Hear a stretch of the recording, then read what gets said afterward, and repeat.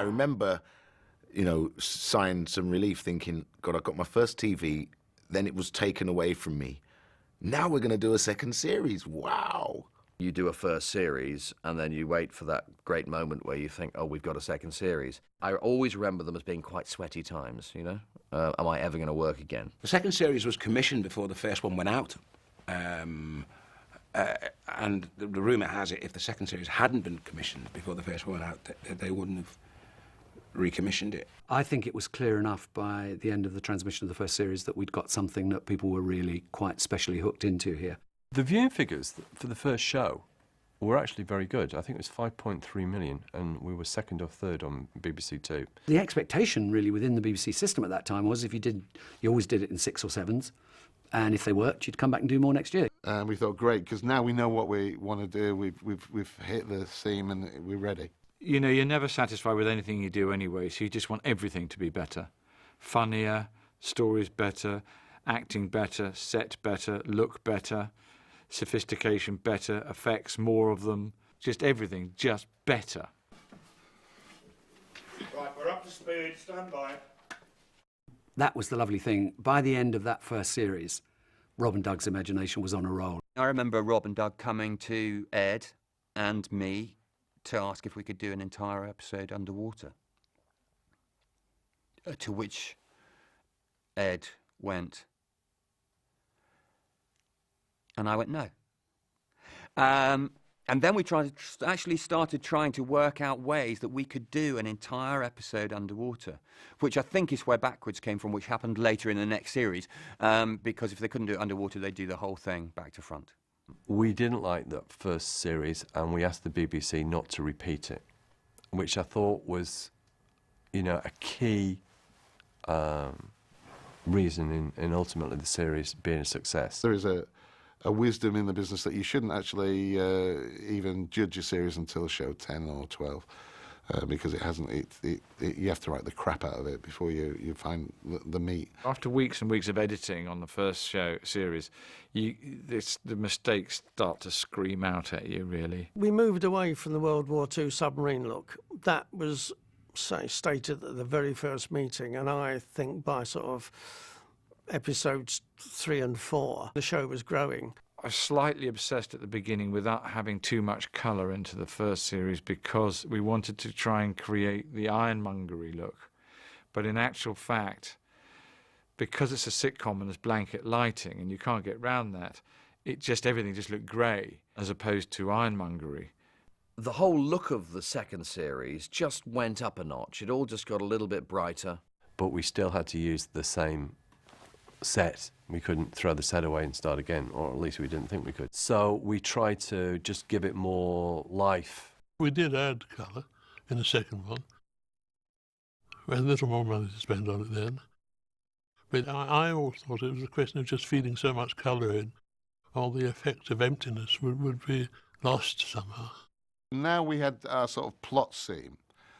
We knew we could do science fiction plots, and we liked the, you know, exploring the individuals. We were sort of forced into creating their backstories much more realistic. Grandma tried to explain, you know. She said he'd gone away and he wasn't coming back. So I wanted to know where, like, you know. She said he was very happy and he'd gone to the same place as me goldfish. So I thought they'd flushed him down the bar. Acting-wise, I'd gone away and done a thing called The Marksman as well, which was this drama set in Ireland where I got to play a villain. I'd done that, and I was a little bit more comfortable in my skin. Where did you get the helmet? What did I do? Where did you get the helmet? See what I'm saying? The concept of going outside Red Dwarf was something we didn't want to entertain initially because it opens a can of worms to do with alien landscapes and all that stuff. We didn't want it to look like it was shot in a quarry in Wales and be all Doctor Who-ified. But then we did think, well, actually, planets exist. You can go onto a planet. It'll be fine. So it was partly that, and partly, yeah, you know, budgetarily, we reworked the show so that we could go outdoors. We had all the basic model shots of Red Dwarf in space in the can, so we had more of a budget to spend on new model shots, and we even had a location budget. That's the gearbox, man, I'm telling you. Blue Midget was different, and once again, even enable change of colour and to give people big blue washes from space, but it was very small, especially the rear seat. It was quite tricky lighting people in that. I couldn't light from above, and I started to put lights within the set. I built it, yes. And Peter Ray came up with that marvellous Tonka toy thing that went erratically all around. It was a lovely thing. It was far nicer than mine, because mine was more like a little conventional spaceship. I just can't wrap my head round it. Removing the pixel effect was great. You know, that's what I always wanted, was to see me as I am. You know, the deadpan, droll, cheeky, you know, all those elements, so you could see the actual person. But it was important not to see the neck, and we had the double-sided tape on the polo, black polo neck.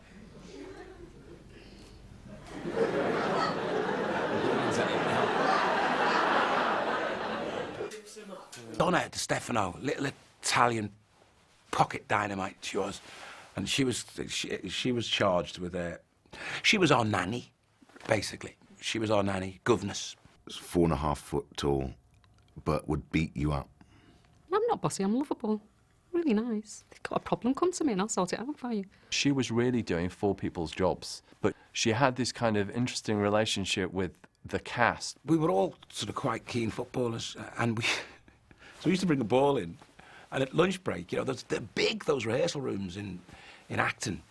We'd clean all the stuff, all the debris around to the sides, all the props and stuff like that, and we'd have a game of like 3 a side, 2 a side. We would scoff lunch quickly so we could get back to the rehearsal room and have a game of football. Of course, it was frowned upon, like we were banging the ball off windows. It was only a matter of time before the window broke on the 4th floor and the glass fell down. Norman, you know, his dream was to be a football player, and he always said, if it wasn't for the art attack, I could have been a professional. We were playing, and I don't know, it was 2-2 or something. We were playing for a winner, so do me a favour, let's play for the winner, give us a break. It's something stupid like that. She said, if I'll take the ball. And she took the ball away and hid and locked it in a cupboard. Lovett wouldn't go back to work until he got his ball back. He almost walked out. You can't have my ball, where's my ball? Isn't it? And yeah, he made a big fuss about it. I was the only BBC representative in the studio, the rehearsal studios, about health and safety.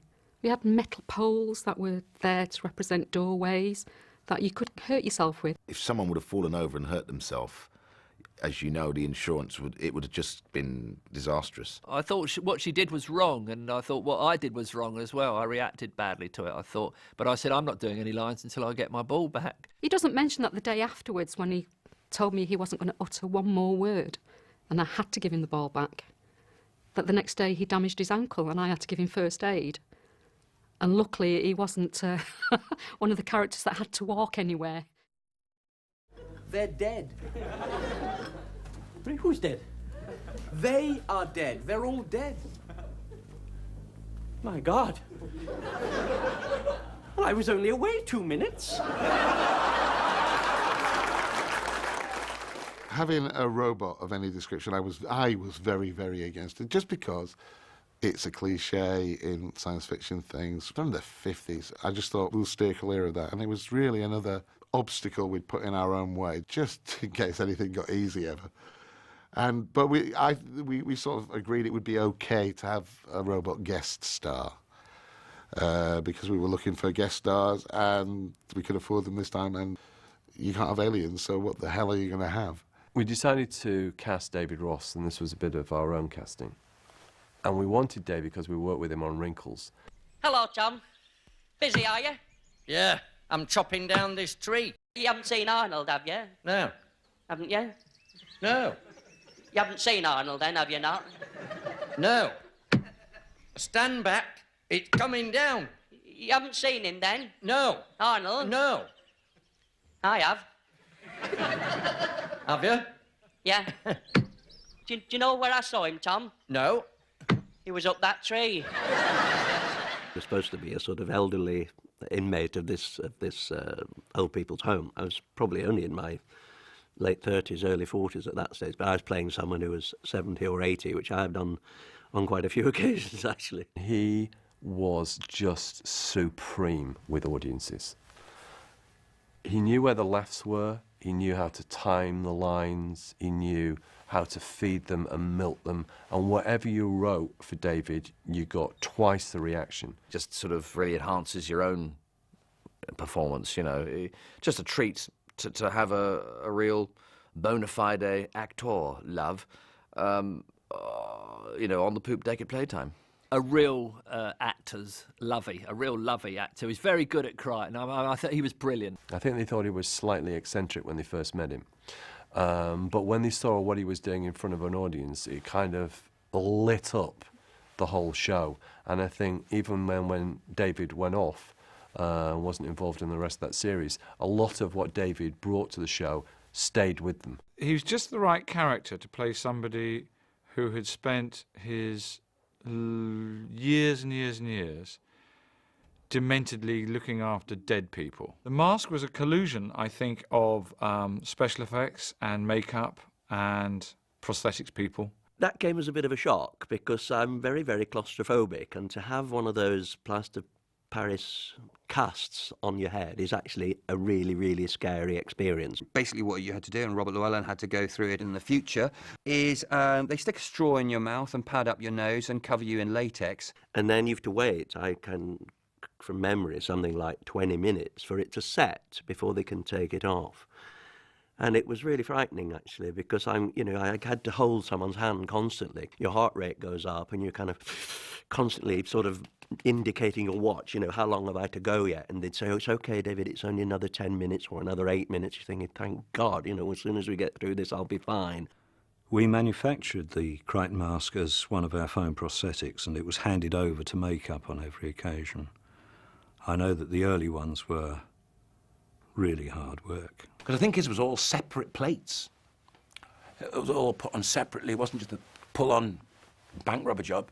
It was like, sort of separate plates and all that were all sort of melded together. It took 8 hours to do that original makeup because it was new to the girls who were doing it. We didn't have enough time, basically, between rehearsals and the performance in front of the audience to do his makeup, so he had to be made up in the morning and then live with it all day. Because the character becomes very sort of rebellious at the end of the episode, I thought the best way to do that would be to make him very gentle and very proper in the beginning.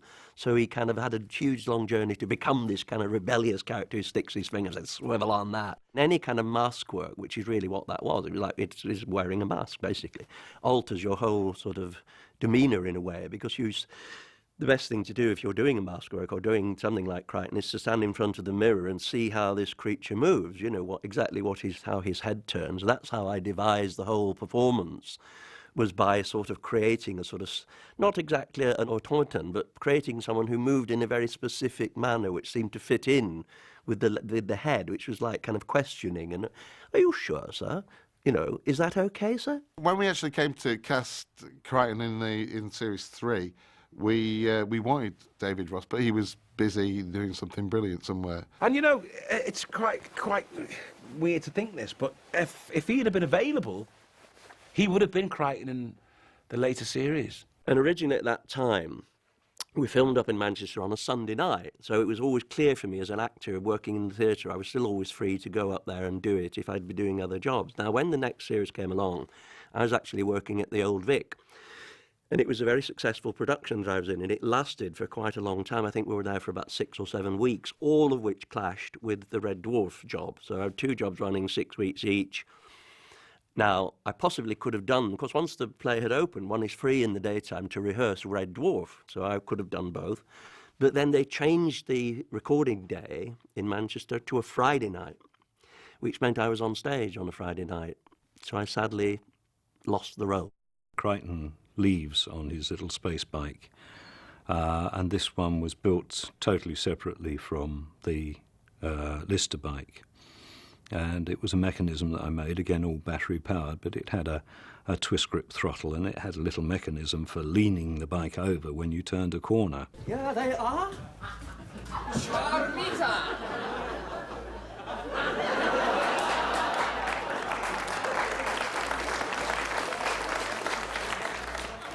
Well, it's a bit difficult to know what to say.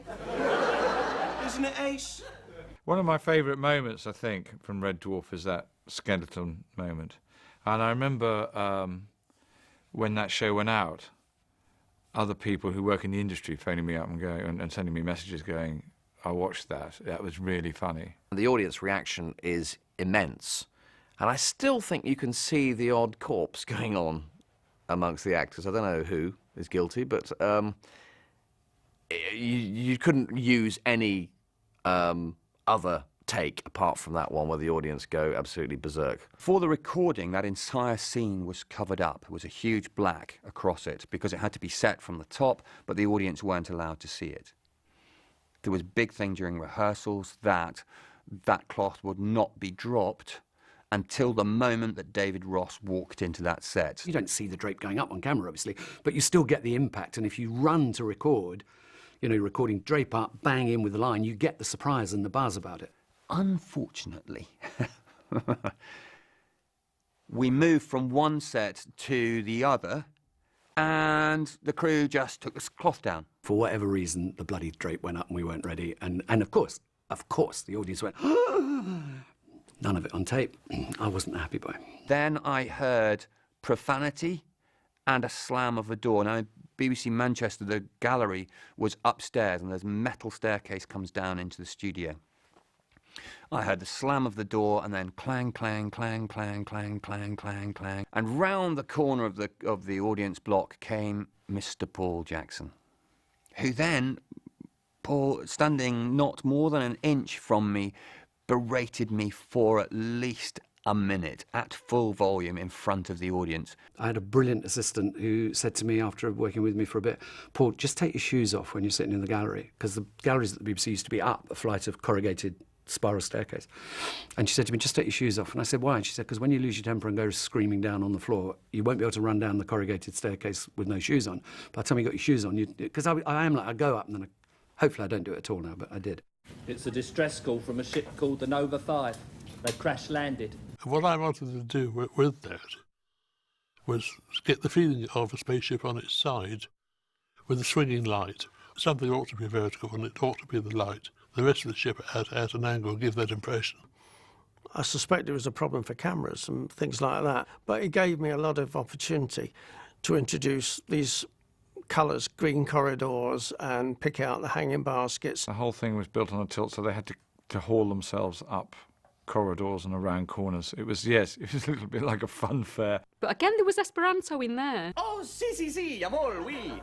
In the future, everybody will speak Esperanto.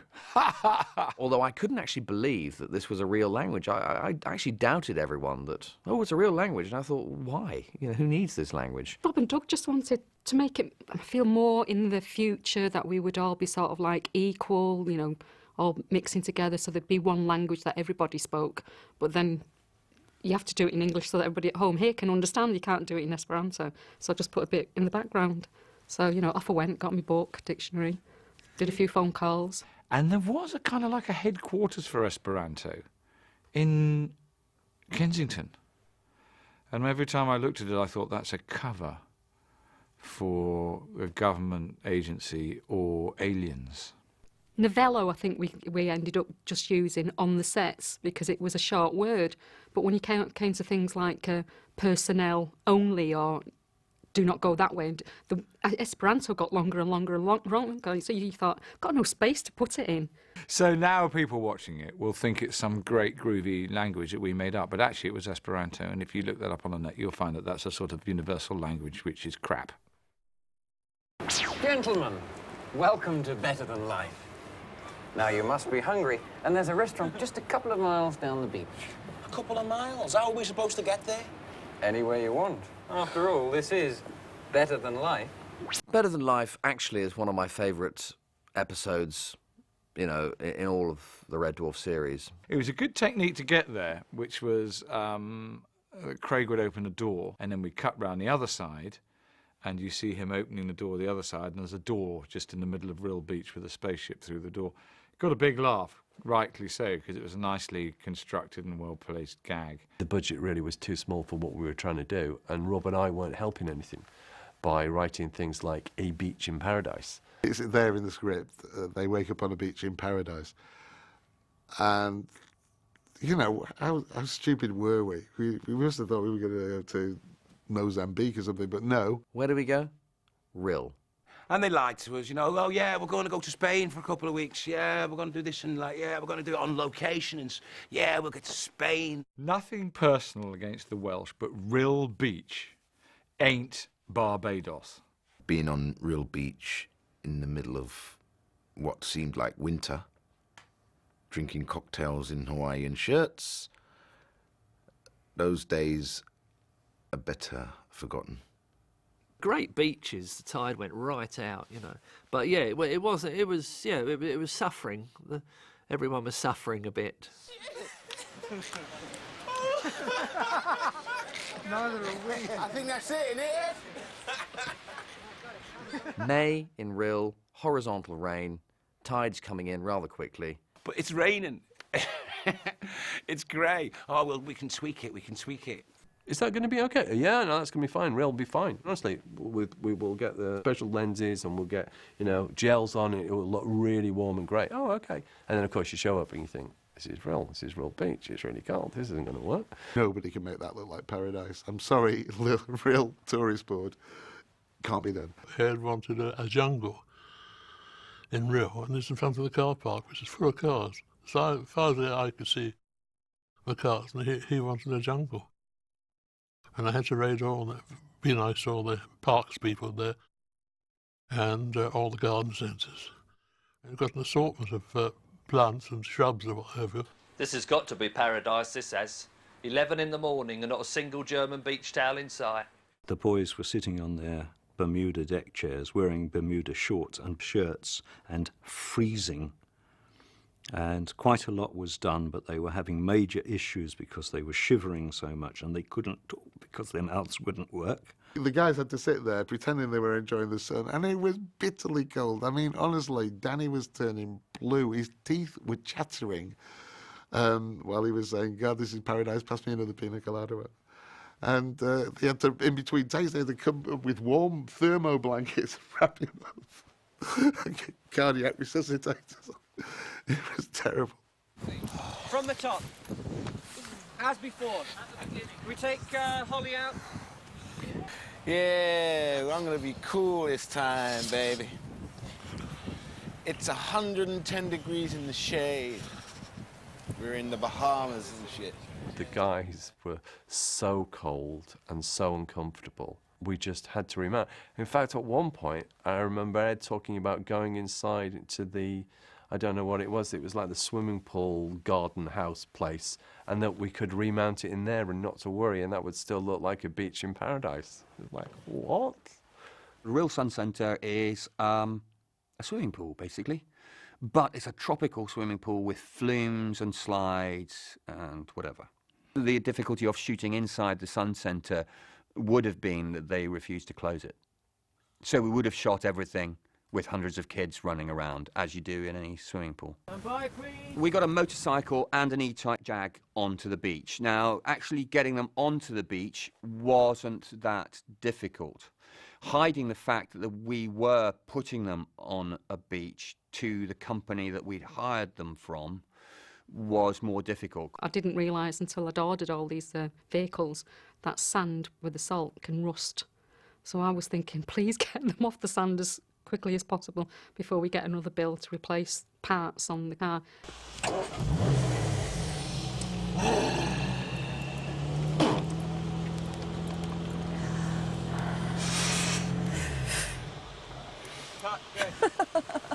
Sorry about the gearbox, loves. And when the car pulls away, that's me driving it. Rocket, who was the cameraman on the shoot, put the camera right in, probably 3-4 inches behind the back wheel on the first take when I floored the Jag and sprayed the lens of the camera with so much sand that it got everywhere.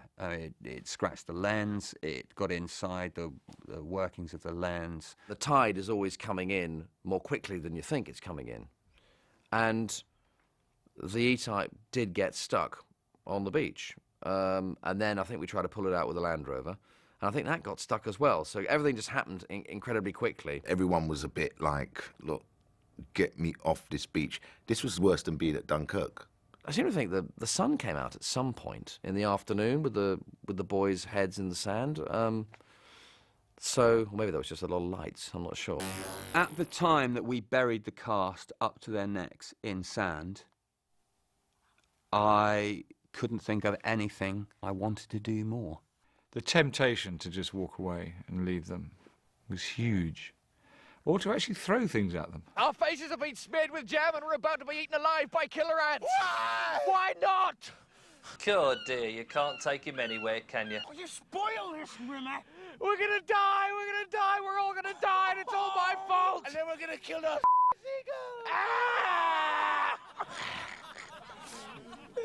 seagulls. What we actually did, of course, was get 4 prop guys to dig a dirty great hole, which originally we had planned for them to stand in. However, digging on real beach isn't as easy as you might think. So I think it was about 3 feet deep. So they're kneeling inside with their bums down on their heels. Because sand can stop you from breathing because it pushes onto your ribcage, they didn't put them in and then fill it up. They put a board around them and then layered it with sand on top, so it looked like they were actually buried. What's that? That's my foot. Don't tickle. I've got badly ticklish feet, man. Is that you, Dan? Yeah. Sorry, mate. I didn't know it was you. I've been leaning on you all along. Can we go now? I remember marvellous moments going, I don't think there's enough jam on Chris's face, and someone having to crawl out like it was quicksand over this piece of wood to put an extra bit of jam, and then they'd go, no, not there. They go, yeah, where? And then have to do it again. Is that jam running, Helen? No, you're right. Is it running? Oh, it's probably frozen in this weather anyway. God, that bloody jam. It's the smell. I don't care about it being on my face. It's the smell of it. It's the chemicals they put in it, the preservatives and stuff. That's right. The E tooth. E numbers. Yeah, the E numbers. They smell. Those letters smell. I was in the back of a lorry, sitting there in front of a camera, and I'm on a monitor there, and the monitor is buried in the sand, but I'm in the lorry, back of the lorry. The other guys are in the sand, buried in the sand. I felt really smug about that. I like that. Yeah, Norm, can you come in any later, Norm? How about speeding that line up a bit? You could get the first act of Ben Hur in there. I hear not what you say. Okay, get him out. Be careful, guys. It's a gravestone to the memory of Lisa Yates. Who's Lisa Yates? You're not going to believe this, but I used to go out with a girl called Lisa Yates. Thanks for the Memory was a really clever, complex plot. I mean, I thought that when you read that series, that was the episode that stood out as being the sort of flagship for the series. In actual fact, I think in reality, when you view the series as a whole, it doesn't necessarily do that. But on paper, that was the one. That's what I thought. BAFTA. I thought it was a great idea to do a whodunit in this scenario when there's only them there. I think I'm really chuffed with that show. I think it's very clever. It's like a detective story, do you know what I mean? It's like unpicking the plot and getting to it. I think we were really we'd really, by this time, we'd thrown off our shackles and said, we're doing science fiction, you can fire us if you want.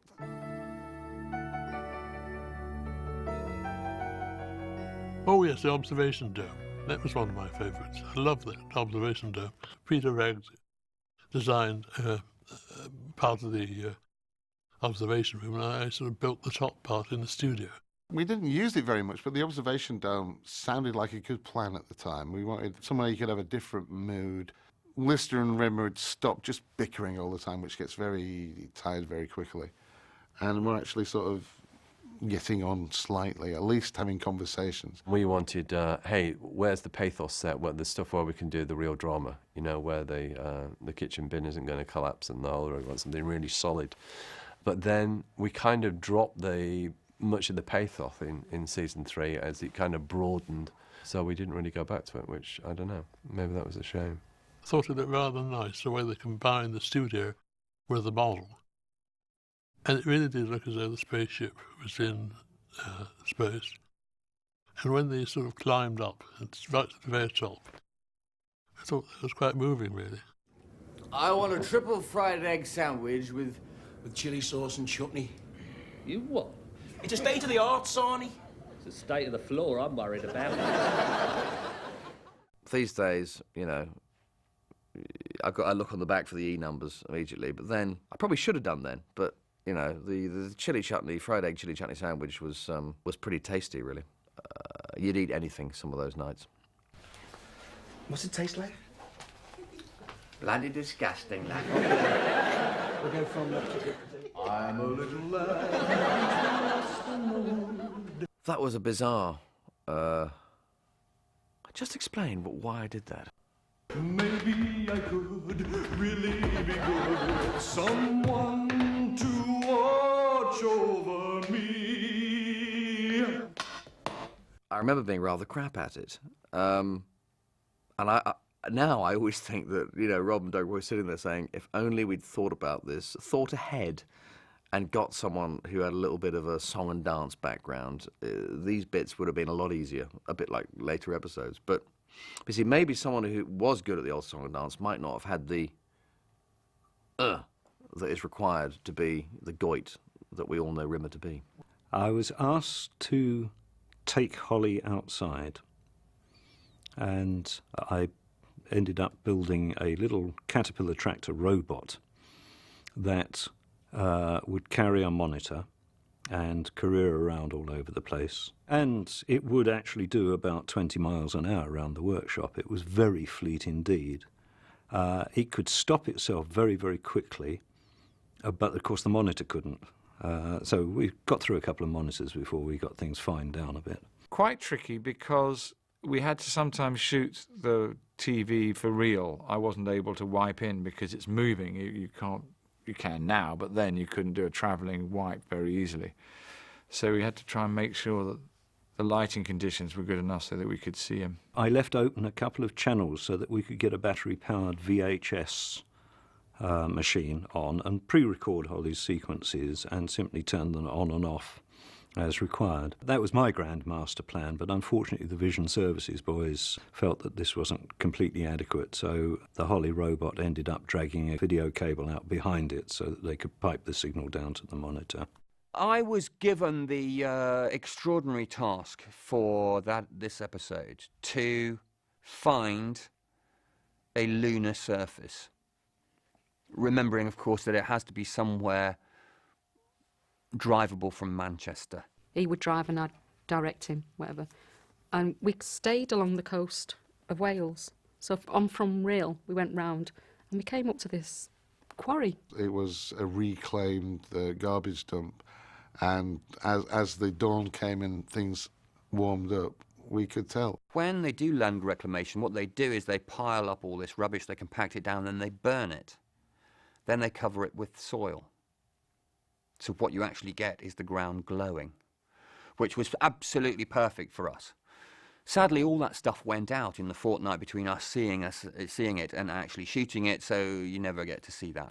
The stench when we got there. But we'd booked it, we hadn't got any alternative, so we had to do it. I'm sure all our ailments are because of that day. I blame everything that happens to me on that day. If I get a cold, I say it was the landfill site. That was a location I thought was incredibly smelly. I really like that. I think it's because it seemed vaguely otherworldly, as opposed to here you are just in this contemporary hotel and here you are on Rhyl Beach. And I also remember it because it was the night that Craig's son was born, I think. My son Jack was born while we were in a quarry in Flint, and they were saying, we'll get you, Craig, we'll get you there, we'll get you to the hospital in North London, we've got a car on standby. He had to get away and he was panicking like crazy. I didn't know, I was just waiting there for the line, you know, no one said to me.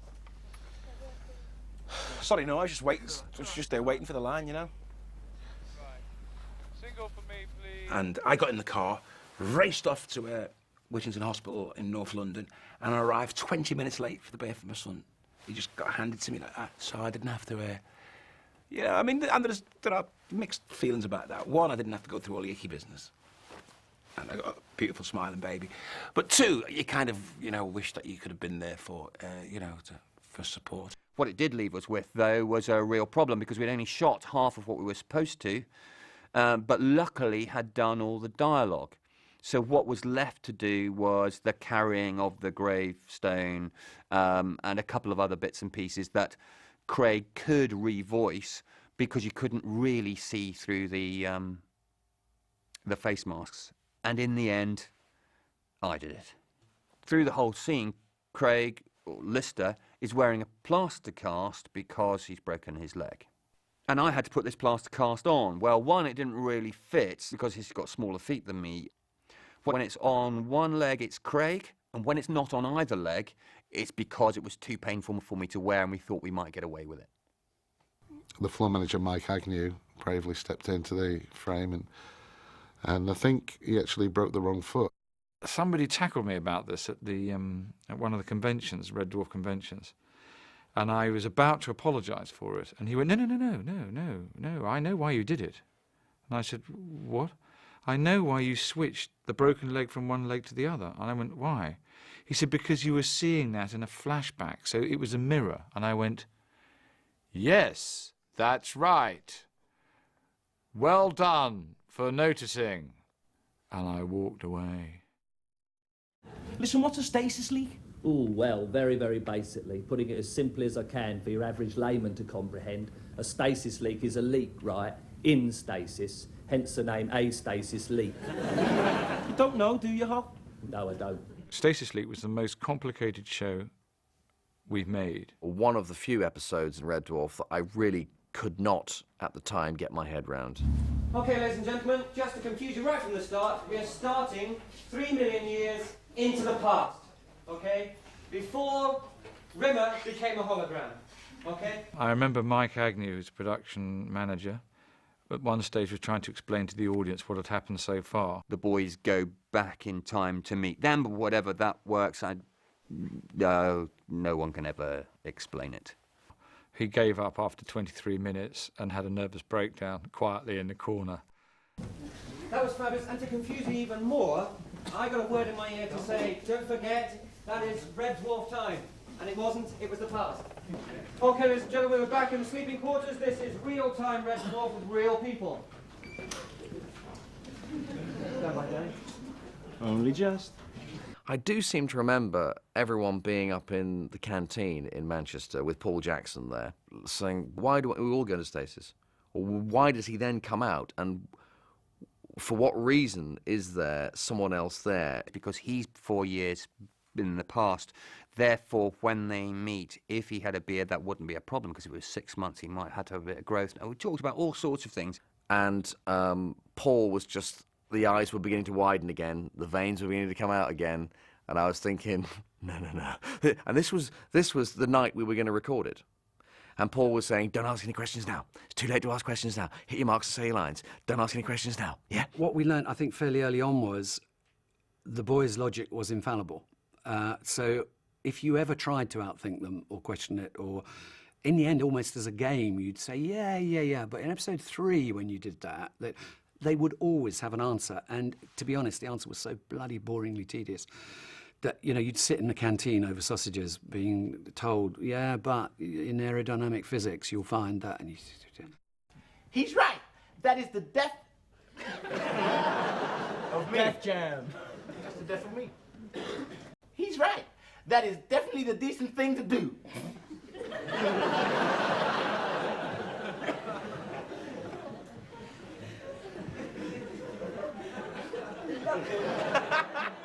It was the return, of course, of some of the original crew. Mac as Hollister, the original captain.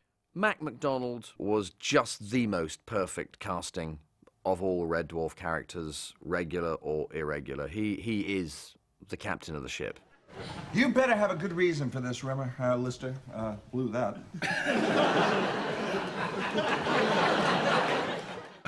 I didn't like any of the people that I was working with, which is a really bad thing for me. Ed By was a practical joker. He would set everybody's clothes on fire more or less every day. Paul Jackson was like a father figure to us. I did like Paul, actually.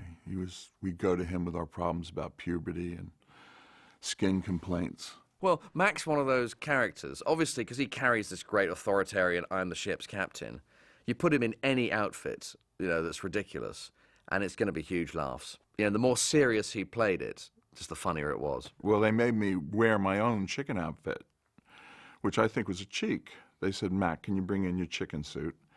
Which I hadn't worn since I was married. I remember long, long discussions about the shade of green that the paint should be. It went back a couple of times. Chris kept hitting me in the mouth with the green paint, and although it worked comedically, I couldn't talk or breathe.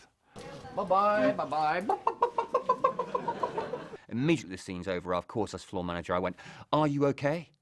And being the gentleman he was, he said, yeah, sure, I'm fine. And I could see that it was up his nose, in his mouth, it was everywhere.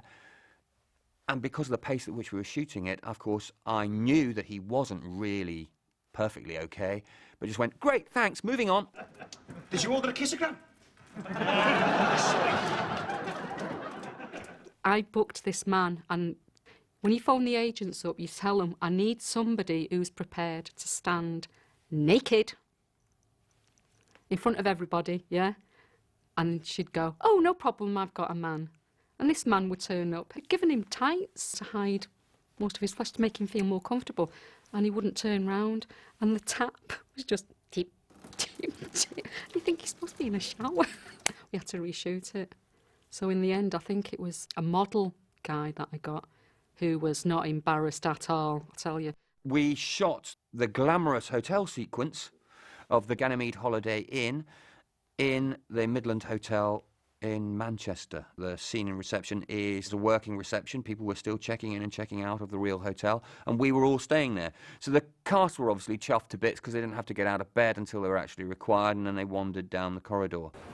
Nice and quiet, please. Here we go. Quiet, please. Stand by. Donna wants to do it. Donna wants to do it. She's too low. Why aren't you doing it? Well, ask Donna. But you should be doing it. It's a comedy spree. Have a word with Ed, man. Donna doesn't do this. It's comedy. I don't want to. I really. Yeah, I'm sick of it, really, Doug. She's going to be spraying upwards. I said to her. Have a word with him now. Have a word with him now. Tell her up to do it. I mean, I don't want. I've already been complaining all day. You know what I mean? I think there was actually some members of the public there as well that would think, what is this show all about? It must have been so bizarre for them to even try and work out what was going on. What are you saying, mate? I'm saying that you couldn't even get a date off this girl, guy. That's how stuffed you are. No, I couldn't. Okay, here we are. Ready, everybody? Put your glasses on. They asked us not to come back. We stayed there for about 3 months, didn't we, or something? And they didn't take our booking the next year. Pete Ragg, the visual effects designer, came to me one day, actually whilst we were on the beach at Rhyl, and said, in the next scene, they want a radio-controlled suitcase. So I jumped into the unit car and drove into Rhyl and went and found a model shop and bought a radio-controlled car. And then I went to the luggage shop and bought a suitcase. And in the back of our van, I cut a hole in the bottom of the suitcase and dismembered the radio-controlled car and fitted them together and spent a happy old hour or two practising with my new radio-controlled suitcase on the promenade at Rhyl. I don't like being a watch dangling about all sideways and upside down. It was good. The idea of being on a watch was great. I guess that was an easy way to transport him around, having him on a watch, and that was a good idea. I remember I got quite excited about that. It's a watch that we have put a circular wipe into and put Norman as Holly into it, which meant that Craig had to hold his hand incredibly still, because if you move even a fraction, and I mean just that little bit of movement that's in you naturally is too much. So we had a lighting stand, Craig's holding onto it, trying to stay as still as possible. We're saying, I'll tell you what, don't breathe. No, breathe, but breathe really easily. Then we're thinking, I'll give him a drink. That might calm him down, you know. No, that'll give him the shakes. And in the end, I think people can see that it's kind of slowed down almost to full stop. In actual fact, that's one of the first times that we had the roll back and mix where Craig was talking to himself. And we discovered that when Craig saw himself played back, he started messing about in rehearsal and telling himself to shut up. The difficult thing to do would be when one lister leaves the room and the other one has to shut the door on him. So to get him out the door, you have to chase the wipe. And Ed was absolutely convinced that this would not be a problem. You used to be able to make the wipes move by a little paddle that would move the wipe by hand. I knew this, so I thought, well, he can just keep doing it with his hand until that wipe works. We found a stasis leak on floor 16. I'm dead now, and you're not, but if I save you, you won't die. So I won't die, and you won't be dead either, and neither will I. Getting Chris's head to sit on top of a desk was actually quite hard. The difficult bit is getting the angles right. So he's in another set, and you chroma key his head onto the desk. It's just getting the angle right so that when you look at the desk, his head appears to be looking up at the right person. He has a blue collar around his neck, and then that's laid flat onto a desk. Actually, it's quite difficult because with chroma key, the secret of it is, if you can do it, is not to see the join. Where, in other words, if they're standing on something, try to avoid seeing where their feet join the floor, because that's the area that's the most difficult to make look realistic. In hindsight, I would have lowered the camera so that the edge of the table just cut the join, but nah. Now, from this point on, things get a little bit confusing. When you're doing these things, when you sort of have to show something from the future, you take an educated guess and you think, is that suitably vague but suitably promising? It seemed like it was so far into the future, and it sort of seemed to indicate that the story would have a happy ending and that they would get together somehow. It was a triumph of split screens, particularly at the end, when so many multiple characters of the same person appeared. Loads of confusion with eye lines and like loads of like, what am I doing now? Why am I doing that? Chris Barry has to appear as, I think, the fourth rimmer. And there was nowhere I could get him to appear from, so in the end I had him come out of a wash basin, because there wasn't anywhere else he could appear. We just run out of set with the amount of people. You know, they walk through a door, they come through another door, they appeared here. So, OK, come out the basin. And I'm sure at some point I said to Ed, is this going to work? And he went, yes, of course it's going to work. Don't have any fear, it's going to work. And then he sort of went, that. Now, from here on in, things get a bit confusing. Remember, you look like Douglas Fairbanks Jr. Couldn't He's grow got a beard. Everyone Couldn't grow a beard. Could try and show Rimmer. I grew a beard as well. I don't care how I mean. Come on, Red to the stars. In relation to you, Rimmer,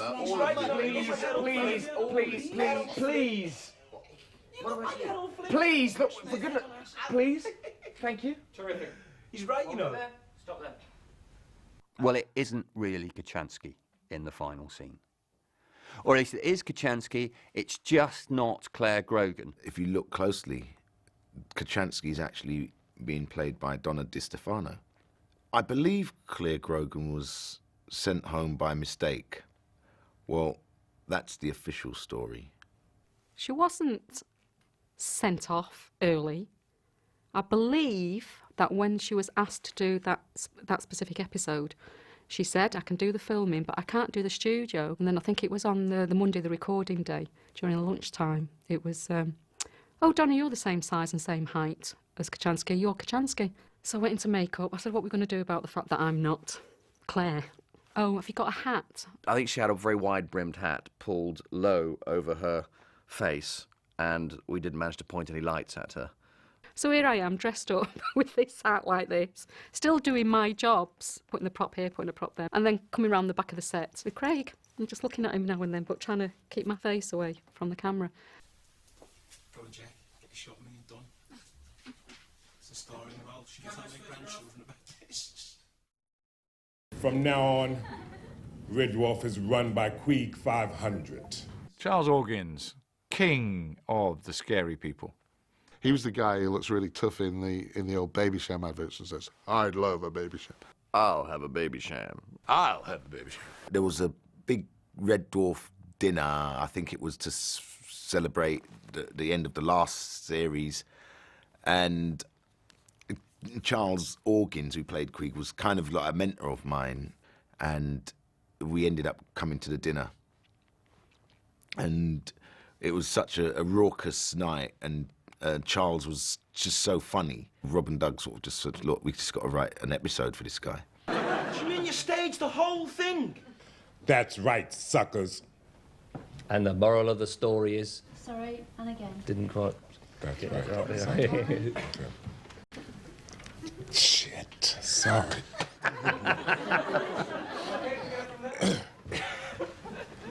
Ladies and gentlemen, that's Charles Organs as Queeg 500.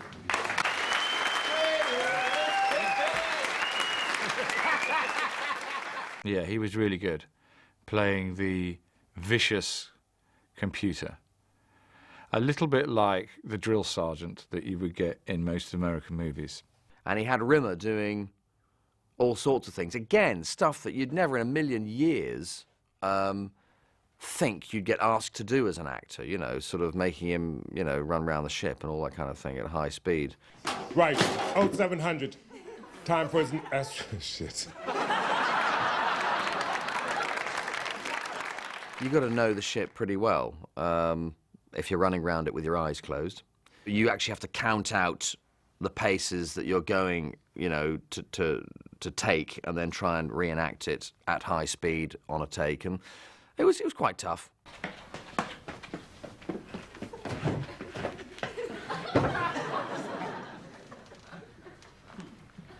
And we'll go right from the top again. Every time I go to a convention, you get asked what's your favourite episode, and that's the one. The actual initiative came from Norman banging on again, as per bloody usual, that he wanted, you know, a story about him. It's well written, there's a great beginning, middle and end, great gags in it, and it's fantastic. I think it's a great episode, I really do. Very obviously a Holly episode, that, but for all of us, we had nice little contributions to make.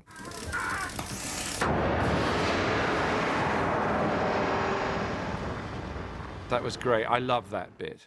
That was a really, really good bit. You know, when you have good bits, good moments. That was a great moment. That was a stunt I'm really proud of, and it was like, it looks really good, and it was like quite complicated to film, really. But the explosions themselves were surprisingly soft and gentle, just rather spectacular.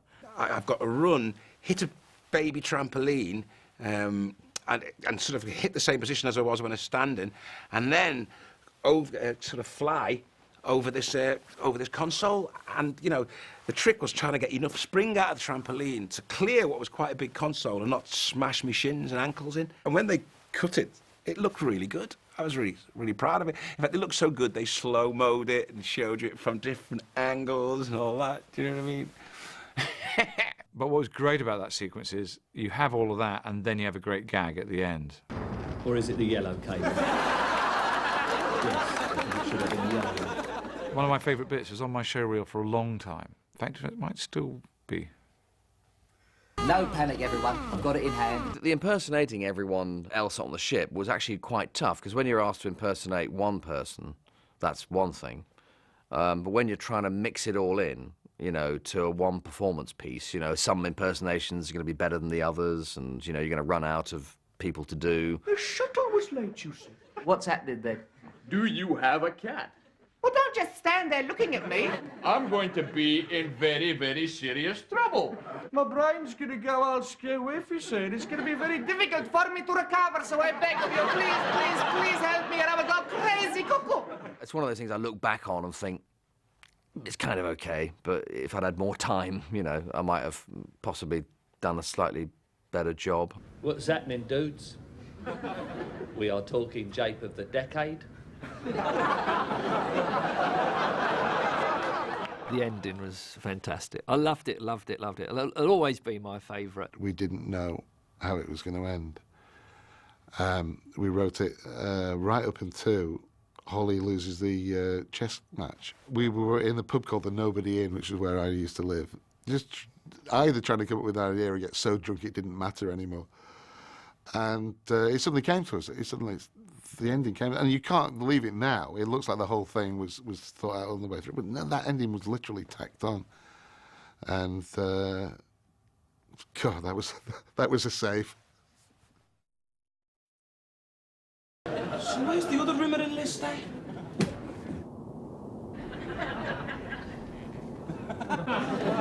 So, you're not aliens?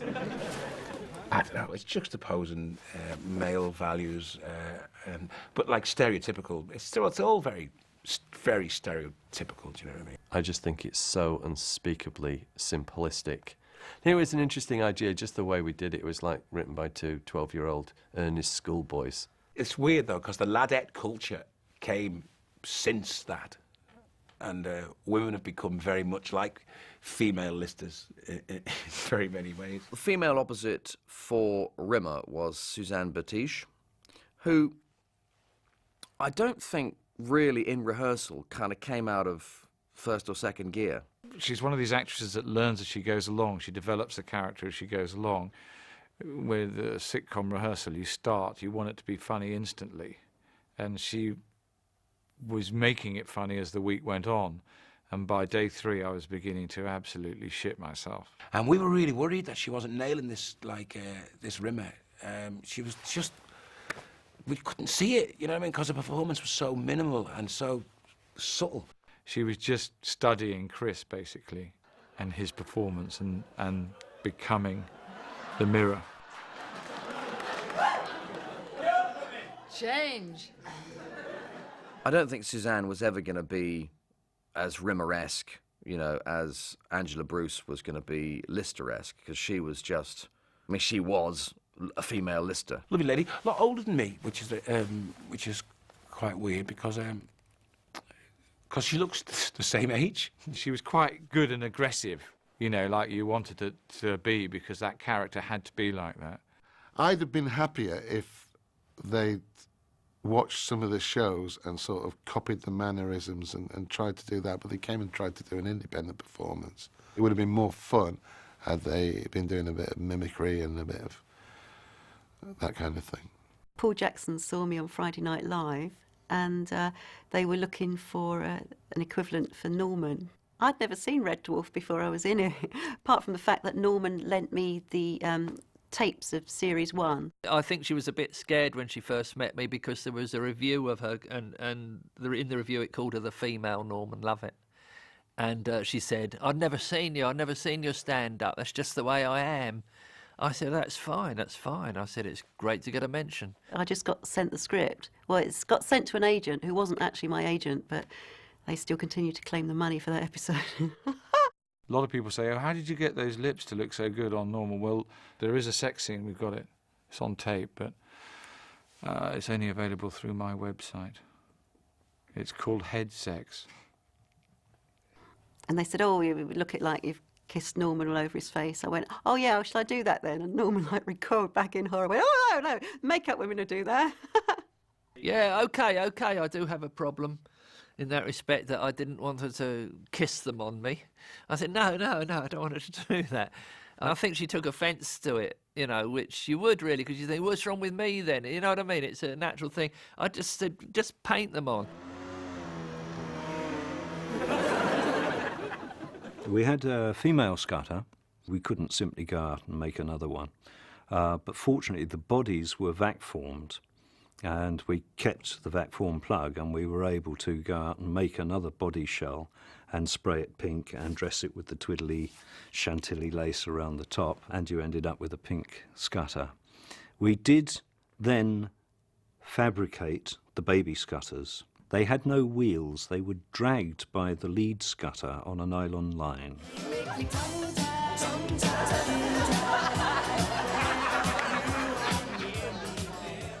The song's Tongue-Tied was, we originally wrote, not especially those lyrics, but that idea on Son of Cliche, the idea of a love song where you're tongue-tied and then the chorus, you can't actually say the chorus. It was much more, it was funnier, frankly, in Son of Cliche, but funkier in Red Dwarf.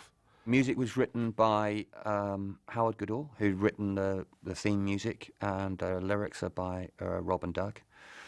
Danny and Craig had this great idea that they would do a completely different version. We tried to make it a little bit more funky, that, you know, people would really be into it.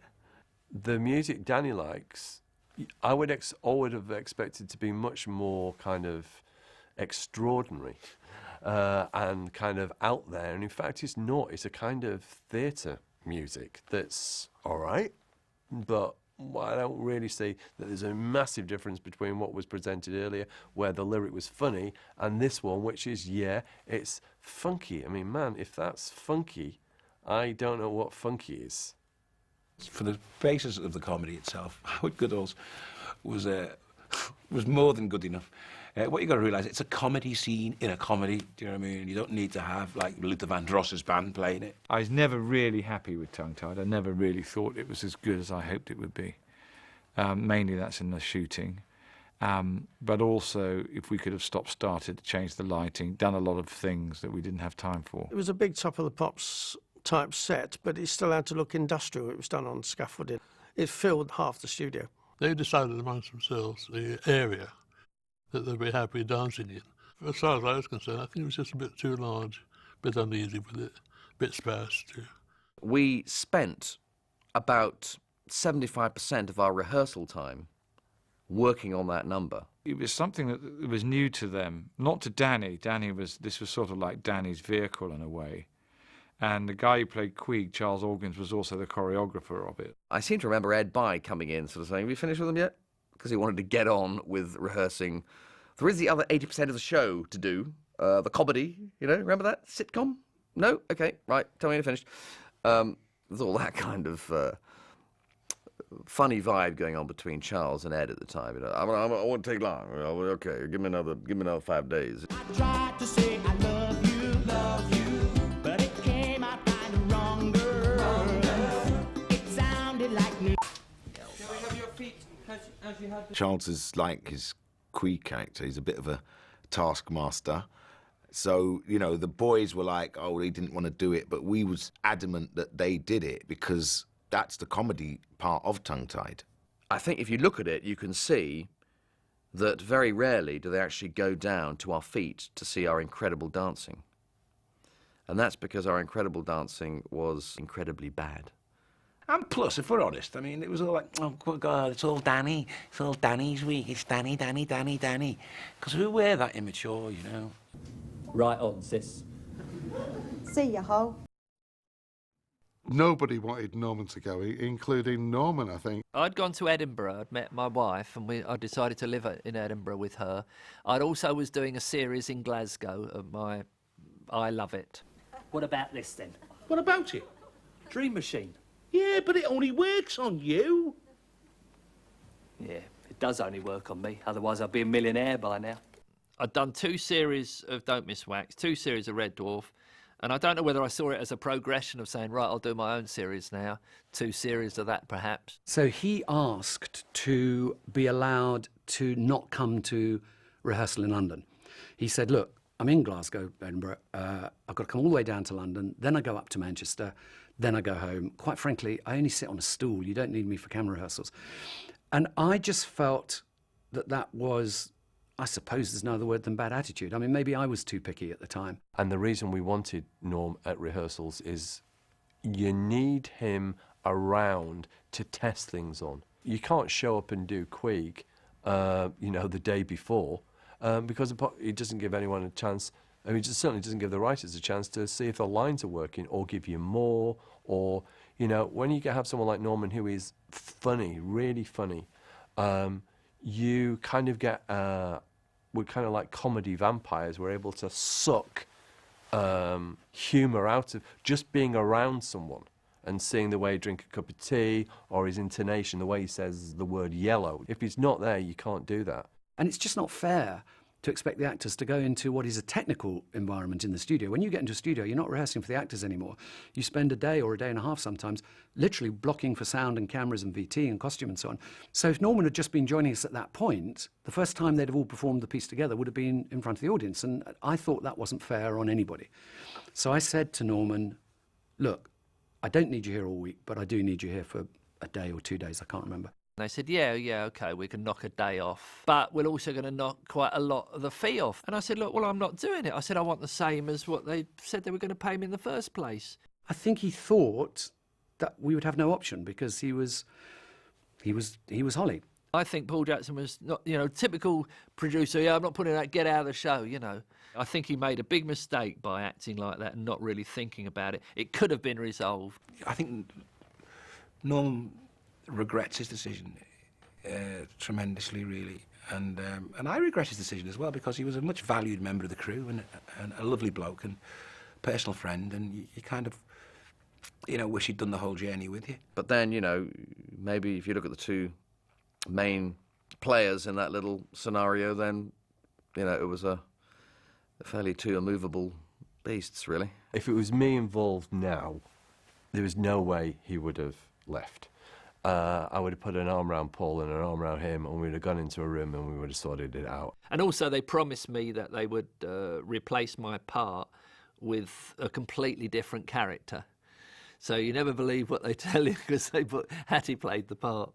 So what they tell you, they just lied to me, basically. Why would you go, Norman, you're making this crazy decision to go off, but in deference to you, we are going to leave a special sort of hallowed piece of ground around the character, so we'll never come near that, because thank you for leaving and making this idiotic decision, but rest assured we will have someone completely different.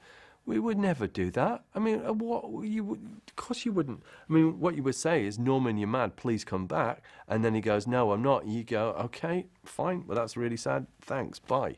And then, right, who are we going to get? I mean, I kind of felt that was my normal type of thing. I didn't really feel I did it too much like Norman. I didn't go out of my way to do it like Norman. It was just how Holly was, I think. And Norman love it on the phone to me going, she's robbing my act. She's robbing my act, Craig. She's robbing my act, isn't it? Why couldn't she be someone else? Why couldn't you do it a different way? She's just being me like, oh, Norman, it's not my fault. It's blue for not pregnant, right? Yes! Oh, good news. Excellent news, Listy. Oh, thank God. I'm going to be an uncle. It was pregnant. What happens to that?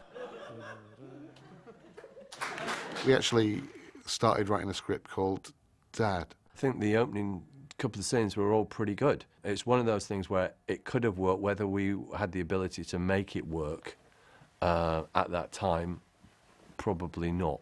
Doug had recently become a father and I hadn't yet. And when you've not had children, people who are interested in children and having them and all things related just seems like the dullest thing in the world. You have no interest whatsoever.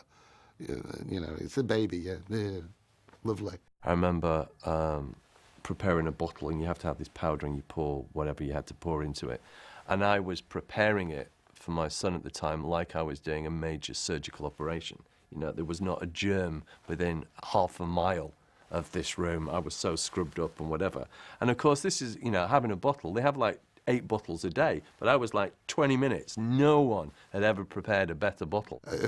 And so Doug had all this experience he could bring to the script, and I had none of it. And I didn't want to know. And I was doing this, and then suddenly realising there's a sort of real madness that's overtaken me, and maybe would that be the same for Lister? Could this slob turn into, hey, no, that's not good enough, and We just didn't have the same communal experience that we normally drew on to write a script, and we couldn't get it to work. I was just beside myself with what about the continuity problem? And Rob was very much, so what? Who cares? And it was really, I think it was in the edit, we actually, very last day of shooting, came up with the idea of the runner where you explain it and then it goes too fast for you to read, but it does kind of make sense if you want to pause it, which was a coup, was a real coup. And I felt better, but it's still like such a cop-out. Okay, ladies and gentlemen, this is the results of the test. Yeah,